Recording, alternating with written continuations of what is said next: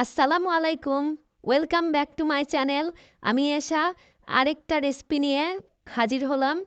রাইক মাছ আলু বেগুন দিয়ে রান্না। শর্ট ভিডিওতে অনেকেরই মন চায় রেসিপি দেখার জন্য, তো আমি দিয়ে দিলাম আজকে এই যে আলু বেগুন দিয়ে রাইক মাছ রান্না করব। এখানে পেঁয়াজ কাঁচামরিচ কেটে নিয়েছি, কাঁচামরিচ মানে ৫-৬টা, যে রাইক মাছ।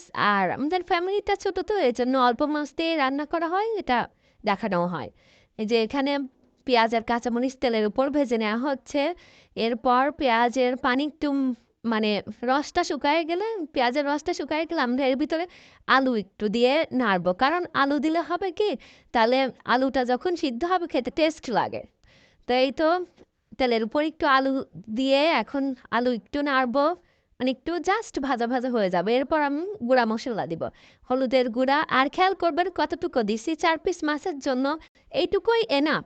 আমি এখানে পরিমাণটা বললাম না, কারণ পরিমাণটা বলি না এই কারণে, আমি যেহেতু 4 পিস রান্না করতেছি, আপনারা তো এর থেকে কমও রান্না করতে পারেন, বেশিও রান্না করতে পারেন।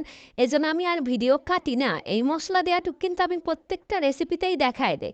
এই যে রসুন বাটা, মরিচের গুঁড়া দেওয়া হলো, আদা বাটা, জিরা বাটা, জিরার গুঁড়া খাওয়া হয়, দিয়ে এই যে তরকা 2-1 মিনিট কষাতে হবে। কষানোর পরে এই যে গরম পানি দিয়ে দেওয়া হলো, যাতে মশলাটা ধরে না যায়, এই জন্যই কিন্তু মানে পানি দেওয়া। তারপর এবার লবণ পেঁয়াজের উপর দেওয়া হয়েছিল না, এখন লবণ দিয়ে দেওয়া হলো। আর আমার রেসিপিটা কিছু কিছু মাছে আসলে আলু বেগুনই যায়, এই জন্য আর কি মানে আলু বেগুন দিয়ে রান্না করা হয়।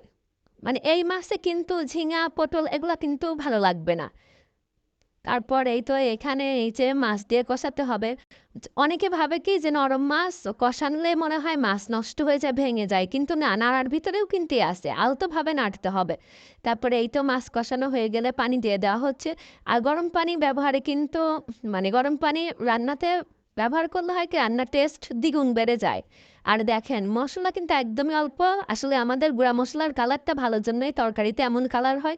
অনেকে ভাবে হয়তো ঝাল প্রচুর খায়, শর্ট ভিডিও দেখে হয়তো ভাবে এই যে বেগুন দিয়ে দেওয়া হবে। আর বেগুন দিয়ে কখনো কেউ কষাবেন না, বেগুন দিয়ে কষালে কিন্তু হয় কি, ওই বেগুনে যখনই পানি দেওয়া হয়, গরম পানি যতই দেন, বেগুনটা কিন্তু সিদ্ধ হতে চায় না, তখন এই যে সিটকিনা কেমন হয়ে থাকে। এই জন্য আমরা সবসময়ই কি করা হয়, ম্যাক্সিমাম তরকারিতে মানে বেগুনের তরকারিতে আমরা এই যে মানে যখন টকবগায় তখন আমরা পানিতে বেগুন দেই, তার আগে দেই না। আর আমার চ্যানেলটা সবাই সাবস্ক্রাইব করবেন প্লিজ, আমার পাশে থাকবেন, লাইক করবেন, বেশি বেশি কমেন্ট করবেন। আর যেটা আমার ভুল হয় সেটা ধরায় দেবেন। মানুষ মাত্রই তো ভুল করে, আমি আপনি সবাই ভুল করি।